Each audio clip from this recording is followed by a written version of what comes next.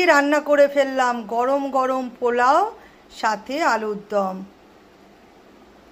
আজকে সকাল থেকে হচ্ছে প্রচন্ড বৃষ্টি। আজকে আমাদের নিরামিষ, শনিবার, তাই আমরা নিরামিষ খাই শনিবার সোমবারটা। তো আজকে ছেলের বায়না, আজকে আমি কিন্তু নিরামিষে কোনো ডাল পোস্ত খাবো না, আজকে আমাকে পোলাও আর আলুর দম করে দিতে হবে। পোলাওয়ের জন্য কিন্তু আজকে আমি বাসমতি চাল নিইনি, আজকে আমি এখন করব পোলাও। তো বাসমতি চাল নিইনি, দেখো নিয়ে নিয়েছি যেটাকে বলে ফ্রাইড রাইসের চাল বলো, বাঁশকাঠি চাল বলো, যাই বলো, ফ্রাইড রাইসের চাল নিয়ে নিয়েছি। ঘরেতে ছিল দেরাদুন রাইস। তো তোমাদের কাছে তুলে ধরবো যে এই রাইসটাই পোলাওটা আমি কিভাবে করব। ঠিক আছে, এটা বাসমতি চালের করব না, এটা করব দেরাদুন রাইসের পোলাও। সেটাই আজকে কিন্তু ভিডিও হিসেবে আমি তোমাদের কাছে তুলে ধরছি। তো তোমরা দেখো আমি কিভাবে এই পোলাওটা করব। এই পোলাওটা করার জন্য আমি 400 গ্রাম দেরাদুন চাল নিয়ে নিয়েছি। এই চালটা প্রথমে কিন্তু আমি খুব ভালো করে ধুয়ে নেব।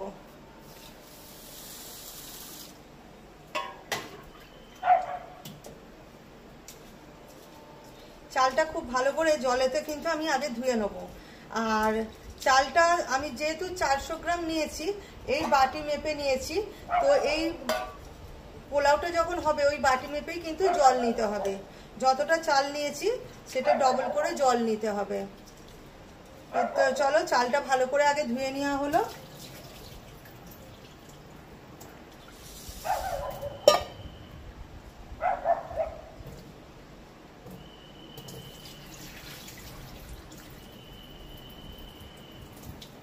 চালটা ধুয়ে আমি কিন্তু এই ছাঁকনিতে ছেঁকে নেব।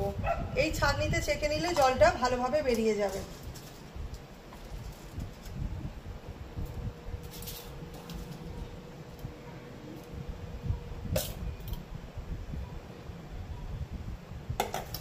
এই দেখো, ঠিক এইভাবে ছাঁকনির মধ্যে জলটা ঝরাতে দিয়ে দেবো খানিকক্ষণ। মোটামুটি এই চালটা যে জলে ভেজালাম, চালটা আমি মোটামুটি 15-20 মিনিট কিন্তু শুকনো করতে দিয়ে রাখবো।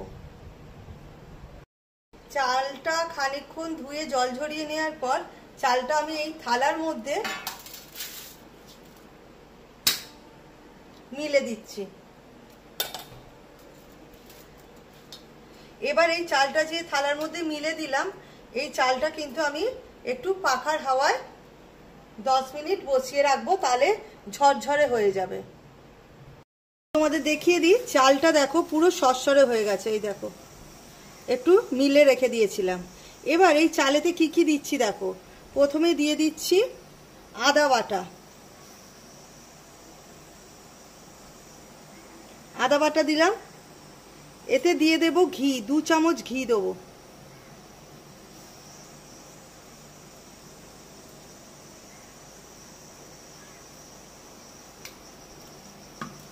এতে দিয়ে দেব হলুদ গুঁড়ো, কালারের জন্য হলুদ গুঁড়োটা দিচ্ছি।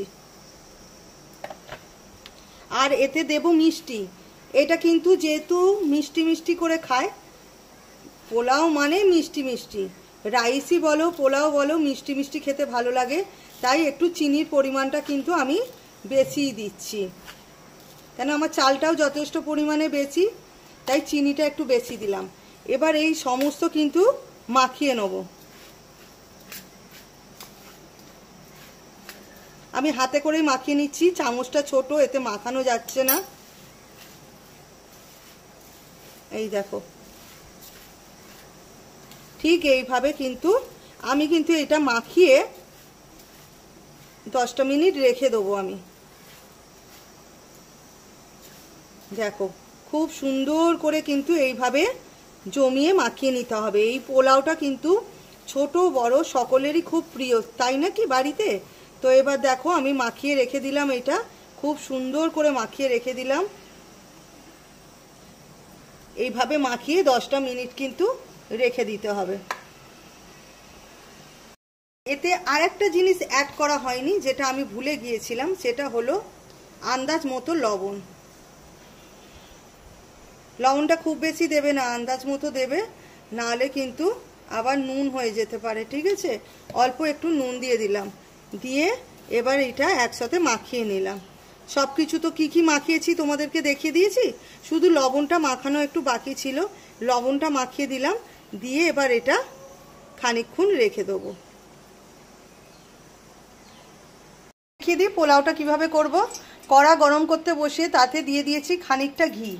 এবার এই ঘিয়ের মধ্যে আমি দিয়ে দিচ্ছি, এই দেখো এখানে রেখেছি ডালচিনি, এলাচ আর লবঙ্গ, এটা দিয়ে দেবো এর মধ্যে। দিয়ে এতে এবার দিয়ে দেব এই কাজু আর কিশমিশটা।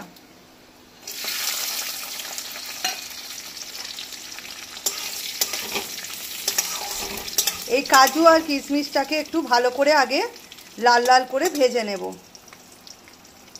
কাজু আর কিশমিশটা কিন্তু খুব লাল লাল করে, কিশমিশগুলো একদম ফুলে উঠেছে। তো এবার এইগুলোকে একটা জায়গায় তুলে রাখবো। দেখো কাজু আর কিশমিশটা কিন্তু তুলে রেখে দিয়েছি ভেজে। এবার এখানে যে রাইসটা রেডি রেখেছি, এই রাইসটা এবার এই তেলের মধ্যে পুরোটা দিয়ে দেবো। এর মধ্যে দেখো চালটা দিয়ে দিয়েছি, দিয়ে কিন্তু ঘিয়ের সাথে ভালো করে নাড়াচাড়া করছি, কারণ এতে আদা দেয়া আছে, এটা একটু ভালো করে ভেজে নিতে হবে। এবার ভেজে নিতে নিতেই তো আমি আর একটা জিনিস দিচ্ছি, সেটা হচ্ছে গরম মশলার গুঁড়ো। অনেকেই কিন্তু যখন সব মশলা মাখাচ্ছিলাম, মানে নুন, চিনি, আদা সব মাখাচ্ছিলাম ঘি দিয়ে, তখনও মাখিয়ে রাখতে পারো।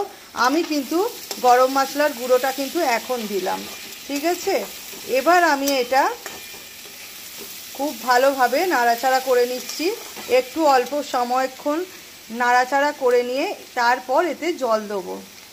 খানিকক্ষণ নাড়াচাড়া করার পর এতে আমি অল্প করে দিয়ে দেবো জায়ফল আর জায়ত্রী,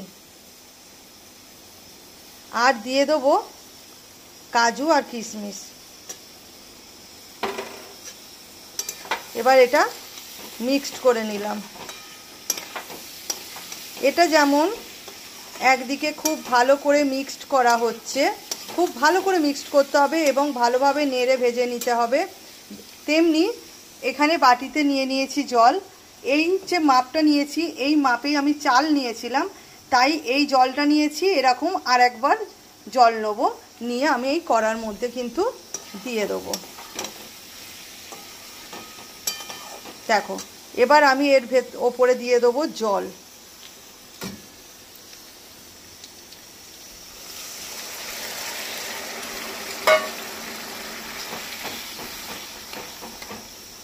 এতে সেমভাবে এই বাটিটার ঠিক অতটাই জল আবার দিয়ে দেবো।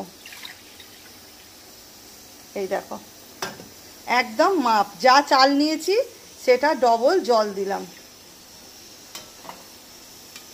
আমার কাছে ছিল 400 গ্রাম চাল।